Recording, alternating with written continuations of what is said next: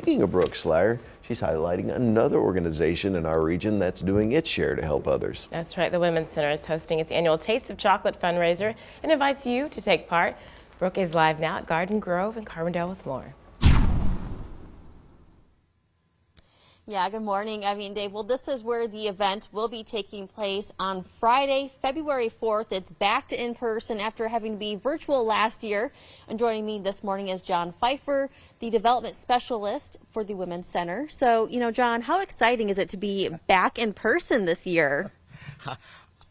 I figured out over the last 4 years how much work goes into an in-person event until I had to do it virtually, and then I realized that was a lot more work. So it's great to be back in person, and I think people will enjoy it, although we cobbled things together and hopefully kept our supporters and our sponsors happy last year. So since they're all back this year, I think we did. Well, talking about supporters, there's a lot of people in our community who do know what the Women's Center is all about, but go ahead and fill in those people who might be new to the area and don't really know about your services.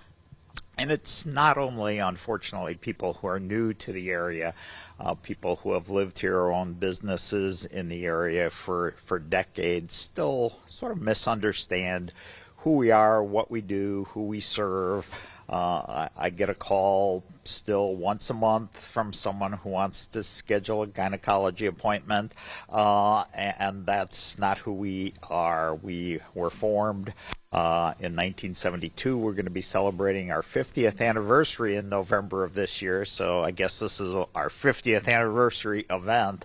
To serve people who have been affected by domestic and sexual abuse and violence. And we now do that from 4 offices across southern Illinois, here in Carbondale, in Marion, in Benton, and in Harrisburg. And of course, we want to talk more about, the Women's Center and all the things that you do for the community, not just women, but also men and children. So we'll be talking about that a little later on in the show. And of course, this Taste of Chocolate event and trying some sweet treats. So I'm excited about that. But I'm also excited to be inside this morning, Nick, because it is so cold out there. For sure. One of the coldest mornings of the season thus far, with temperatures running about 10 degrees. But it's not so much about the actual temperature. You factor in that breeze right now blowing out of the north, and it's pushing wind chills in many locations in our area below zero. Live view from Carbondale, and at times we've seen the camera shaking in the wind here to start the morning.